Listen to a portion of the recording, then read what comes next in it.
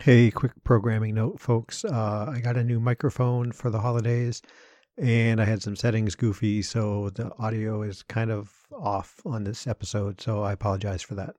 Hello, it's Tuesday, January 9th, 2018, and as of this recording, I'm still depressed, but I'm not dead.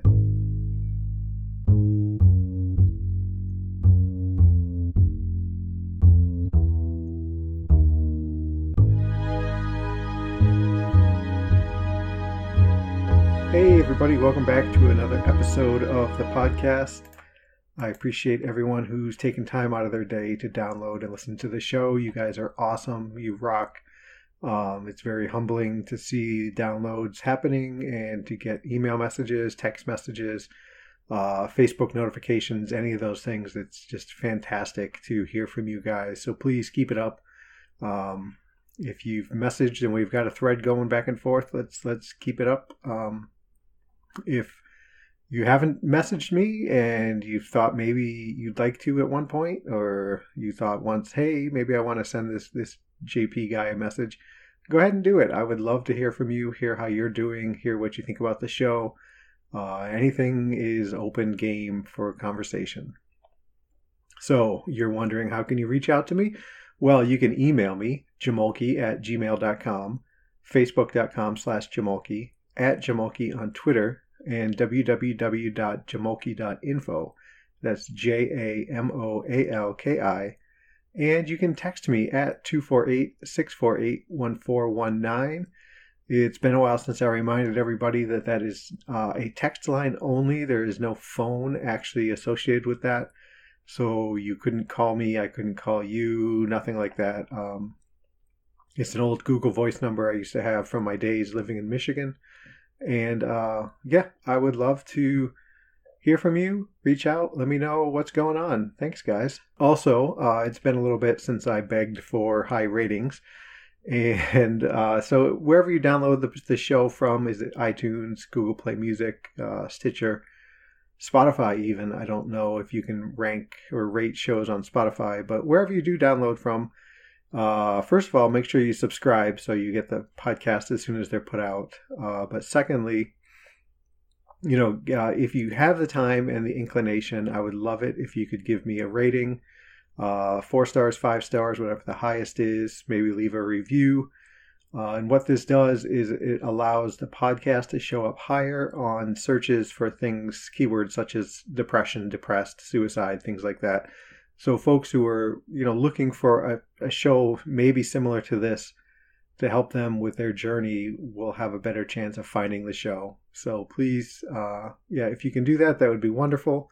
If not, I understand. Just go ahead and keep listening, and I do still appreciate everyone. Oh, one more thing before I get into the show. I do have a new microphone. I cashed in some Amazon gift cards from the holidays, and hopefully this is going to sound okay once I'm done recording. So let me know if it doesn't, or what you guys think. Anyway, I guess I'm just begging for feedback. So you guys hit me up. Let me know what's going on, what you think of the show, what you think of the new microphone, and let's get to the show.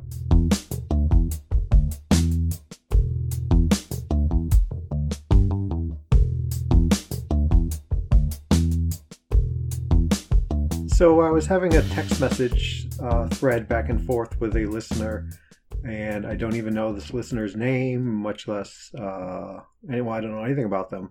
And the thread went silent for a little bit over the holidays, and I was starting to wonder, maybe, it's not uncommon for someone to be messaging me and then just kind of drop out. I understand that there's a lot of sensitive thoughts and feelings and emotions going on with, what's centered around this show and reasons why you would reach out to me. And so I try not to take it personally when people stop messaging back. And I do try to respect their privacy. Lori, if you're still listening, though, I still would love to hear from you. But the thread picked back up the other day, just yesterday. And it turns out this person had been hospitalized over the holiday for different reasons that's not important to get onto. But it got me thinking about my time when I was hospitalized 2 times. And I know I've talked about it a little bit and whatnot, and I don't mean to bore everybody, but I thought I'd go back into it just a little bit.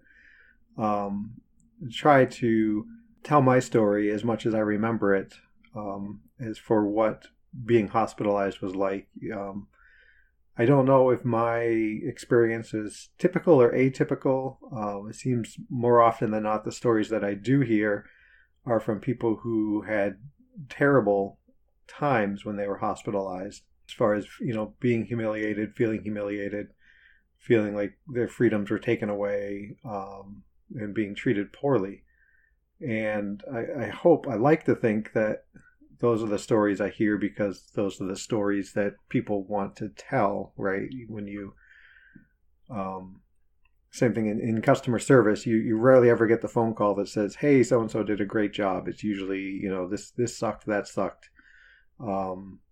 Negative experiences tend to spur people into action a little bit more. So anyway, I thought I would talk about that just a little bit and see where that goes. So I jotted down some notes here. Housekeeping with this new microphone. My head is not buried into a foam-lined box, so I can see the computer, and hopefully writing down notes ahead of time will help the show flow a little smoother, or I might make it a little bit choppier as I'm trying to read, but we'll see. So I've been hospitalized 2 times. The most recent back in January of 2015, so just about 3 years ago now. And the time before that, I honestly don't know the time frame on that. I'm really bad. Well, we've talked about my memory is really bad, and I'm really bad with remembering even years. I remember where I was living when I was hospitalized, but I don't remember what year that was. We'll say it's 9 years ago. So 2009, 2008, 09, something like that. And both times I was hospitalized were for suicide attempts. Even though the first time I swore up and down that wasn't the case, if I'm really being honest. What I had done was my ex-wife and I had a fight, and I stormed out, broke a window, punched through it with my fist, really brainiac thing to do, and took off. And Liz is going to get off on tangent here pretty quick. But I took off, and my plan was to just kind of keep going. I withdrew as much money as I thought I could from the bank account, and my plan was to just disappear and go. And I realized that I'd left the house without a phone, and I went and I scammed a guy to let me replace a phone on the phone line, even though the phone contract was in my now ex-wife's name. And so I was texting back and forth with her, and as I remember it, I was expressing that, hey, I'm leaving, I'm taking off, don't worry, my folks will help take care of the girls. And as it turned out, I ended up in a hotel in the same town, and I was pretty distraught. I wasn't thinking very clearly. I took the coffee pot that was in the room, smashed it on the ground, and started picking away at my left wrist with a piece of glass. And really, like I said, if I'm being honest, I was trying to cut through down to the vein or artery, whichever, I don't know which that is, and realized it's a lot harder than I thought, but that was my plan. And all I managed to do was dig deep enough to leave some scars, but not deep enough to get anywhere. And then I sent a picture of that to my ex-wife, and that kind of freaked her out, and blah, blah, blah, blah, blah. She got a hold of the police, and they worked out a plan, and they caught up with me. I was taken to the hospital, clearly as a suicide watch kind of thing, even though I claimed, no, you know what, I didn't, this isn't what really happened. I was just messing around, wanted her to feel bad, and of course they didn't buy it, and I was pretty ticked off about it. I said some nasty things to my ex-wife. But anyway, so I ended up in the hospital, And like the second time, I believe it was technically a voluntary. Like with the second time, it was technically a voluntary admittance, in so much as that the the court wasn't compelled to order me to go to the mental health ward at the hospital. I was given the chance to say, "Yep, okay, you know what, I'm going to go," and that way it keeps it from being a court matter, to have a record of sorts, which could bring up, have negative consequences later on down the road. As it turns out, if either one of those times I had said, no, I'm not going to do it, and had the court order me, that would have been enough to keep me from buying a firearm, and I would not have had to go through the ordeal I went through in Jamoalki versus the Second Amendment, which was a podcast. I'll try to link to it in the show notes. But having an involuntary, why can't I think of the word? It's not admittance, but that's what I'm going to use. Involuntary admittance to the hospital would have taken care of that for me, as I understand it. So my first day, and all this is really fuzzy, again, no surprise. I was placed into a room, or given a room, with a roommate who was someone who had really given up on self-care entirely, and they had not been bathing, and it smelled, and they were talking all the time. And I asked, hey, is there a way I can change rooms or get my own room or something? And initially they're like, nope, you get the room you get. But somehow or another, I don't know if it was later that first day or the second day, but then I was moved into my own room.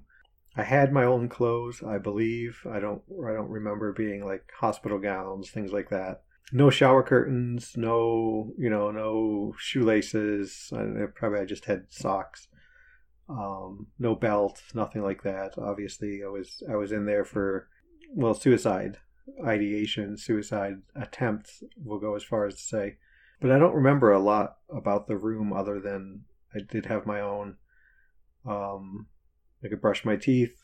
I could take a shower all I wanted. It was not really a separate bathroom in terms of there being a door between the sleeping space and the bathroom, but I could take a shower. I could close the door to the overall room. And yeah, that's about all I really remember about the room.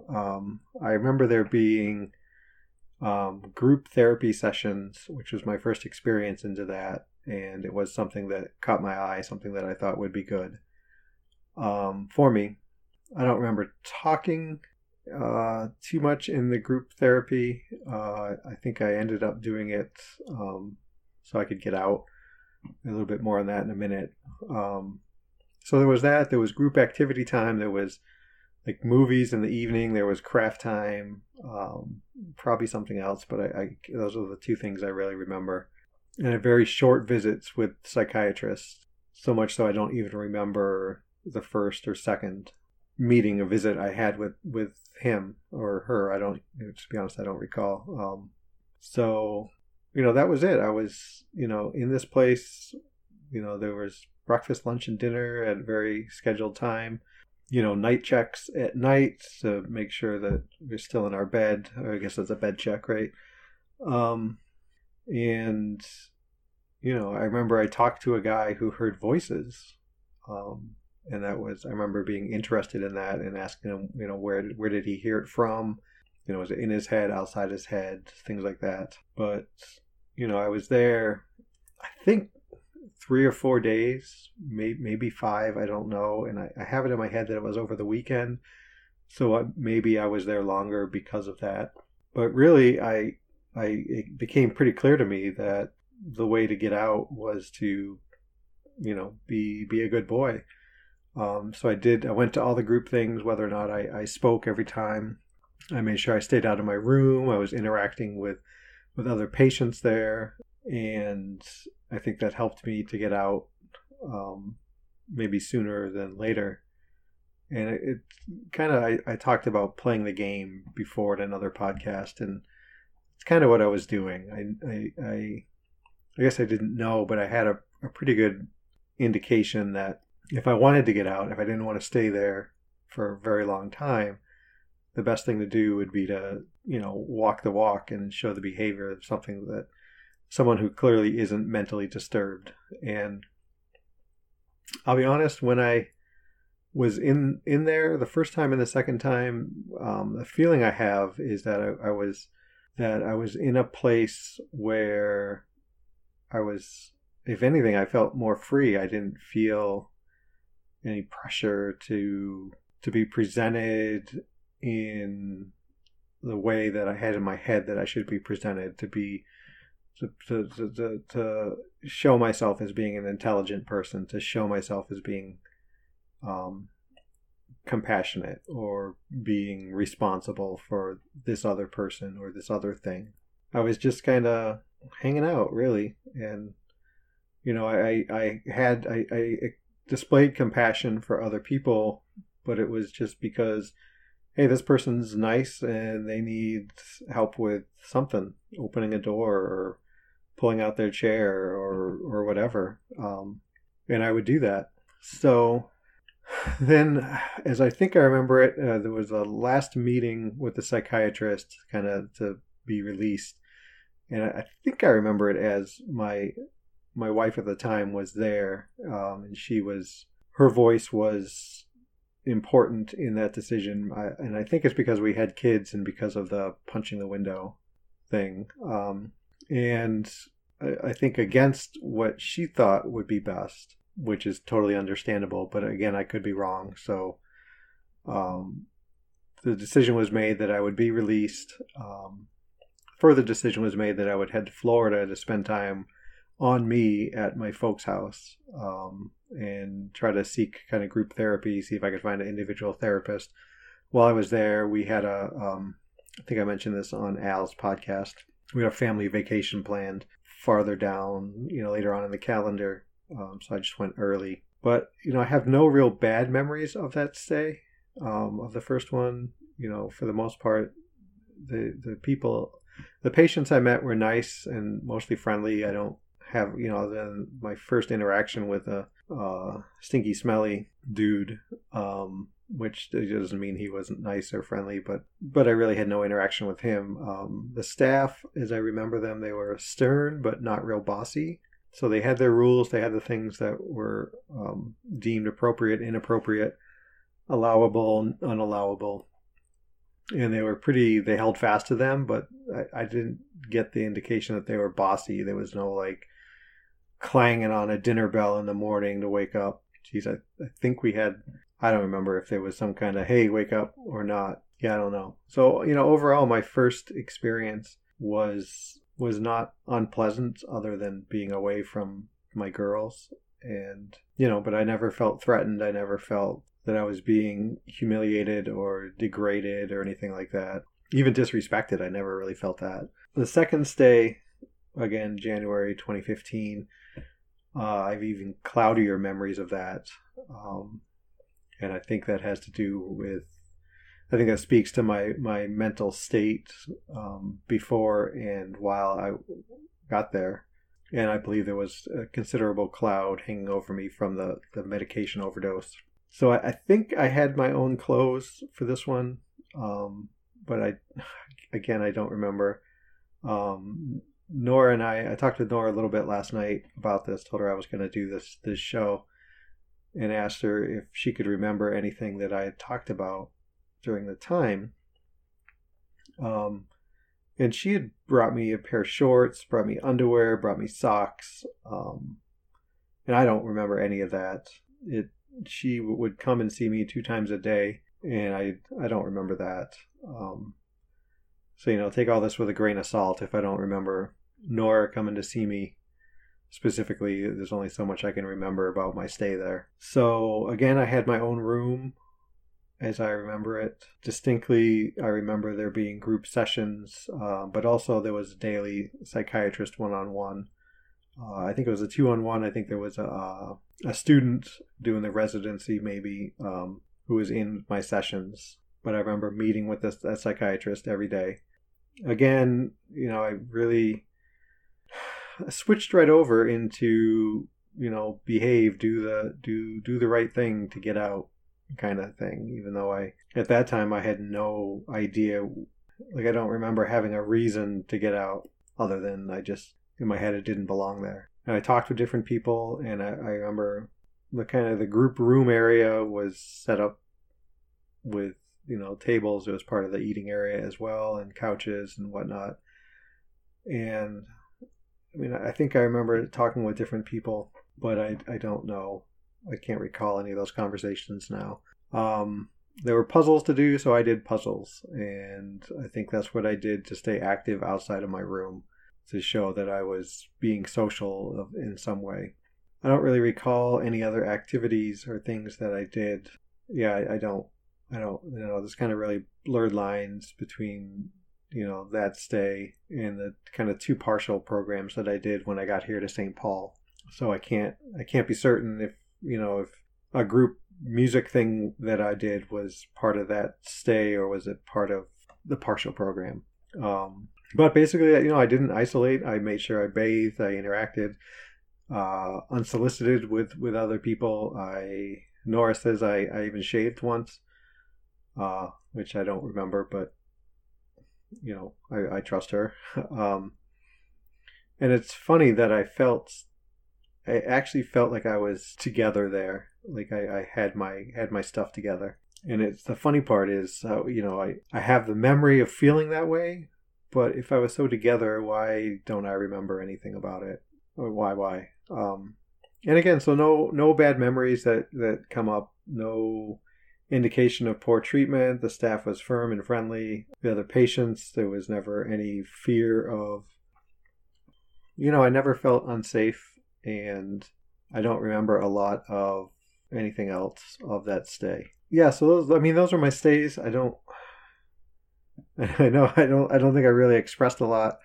Other than, the point I wanted to get across was how my experience was one of safety and respect, as it were, and just general overall, I don't want to say positive because that makes it sound like, hey, it's like a spa, but certainly not negative experiences with the hospitalizations that I went on. So in the text message that I had with this person, I asked them what they thought of their stay there. And I'm going to try to pull it up here in just a second. So I think in the text messages that I had with this person, I kind of referred to it as, and this is going to sound bad again, but I kind of referred to it as like a mini vacation, in that for me, there was enormous amount of stress relief and no stressors while I was there. Like I said, I just had to do the things that I had to do, which weren't bad, right? Do some puzzles, hang out, listen to people talk to some folks, and really in talking with other people, it satisfied a curiosity in me when I would meet someone who was schizophrenic or someone who was going through ECT. So there was, it was easy for me to talk and keep myself at bay and let them talk about themselves, and gather that knowledge from them. So, so the response from this person was, I said, I know there are horror stories out there. Some friends of mine have some, but for me, it was a walk in the park kind of thing. And, I said the staff and patients were nice, and all the time, every bit of time was kind of relaxation time, right? Didn't have to make dinner. I didn't have to do laundry. I didn't have to go to work. I didn't have to, make sure the kids were safe and healthy. I didn't have to, worry about, if my ex-wife and I were going to fight when she got home from work. So everything was kind of relaxed time. And he agreed. He said, yeah, kind of made, everybody, the staff took care of everyone in there. And then I mentioned how I don't think, the one drawback or downside, if I'm looking at it now, is that there was really very little education about our mental illnesses. I was essentially, I feel like I was there to show that I could go 3 or 4 days without trying to kill myself, or show, be isolated, things like that. So I said they didn't really actually do anything to help me out overall, but I still felt safe while I was there. And they said, yeah, they gave me some sheets on depression and coping and stuff, but at least my meals were looked after, and that's exactly, it kind of sums up what I'm thinking pretty nicely. That, yeah, you can get a piece of paper. They had, I see a file cabinet filled with folders, and here's one for depression, here's one for bipolar, here's one for schizophrenia, here's one for whatever. And, patients here, okay, they get, something from folder 1, 4, and 7. And I guess I don't doubt them. I don't blame them for that too much. I mean, there's only so much that they can do, and in America here, everything's tied up with insurance, and number of beds available in the hospital. So the staff and psychiatrists do generally have to, to err on the side of this person's ready to be out, because if I'm showing signs that I'm feeling healthy, that I'm acting healthy, there's someone else down the street corner who isn't, who probably needs the bed more than I do. Yeah, I don't know. I guess that's my talk. That's my stay at, so that's what I get from my stay at the hospitals. Yeah. Hopefully there was something useful in there for somebody. So I got an email from Alexander, and he asked, when I started the podcast, what was my goal for the podcast? And as of now, where do I feel that I'm at? And I won't bore too much with this, because I've talked about it a couple different times probably. I started the podcast as a way for me to face and own up to, my mental illness and the things that were going on with me. And, I wasn't good at journaling, and I had experience podcasting, and I thought, why not? I'll do this. Once I record it and put it out there, I don't have to look at it, hear it, see it again. So I won't have the opportunity to review it like you would potentially a journal and discount it and toss it to the side. And where do I feel I'm at now with the podcast? I do it probably 50-50. I do it for me, and I do it for you guys out there, the listeners. I'll be honest, the bigger motivator to put another show out is that there might be somebody out there who's been waiting since the last one to hear a story from me again.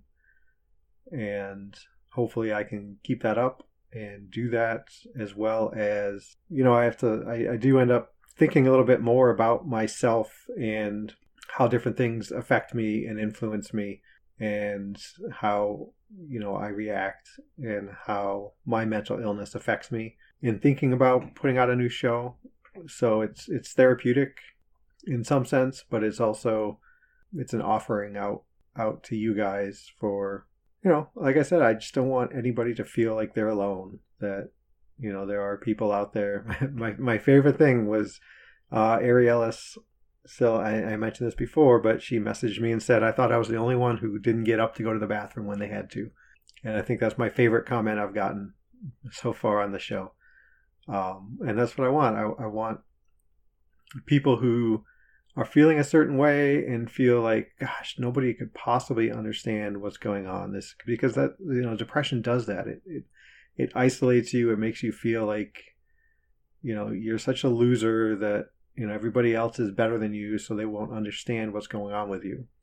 And I want to make sure that everybody understands that, no, you're not a loser. No, you're not in this alone. You're not fighting the battle by yourself. Yeah, I don't know. So that's where I feel I'm at right now. I'm getting a little bit and giving a little bit. And hopefully we all benefit from it. So guys, keep the messages coming, emails, text messages, Facebook, Twitter, whatever. Again, I appreciate you all taking the time to download and listen. I hope you all are doing well and are being successful in your New Year's resolutions, had you made some for 2018. I'm still working on mine, and I will share them with you when I get them nailed down. So until next time, everybody, be safe and be well. Thanks.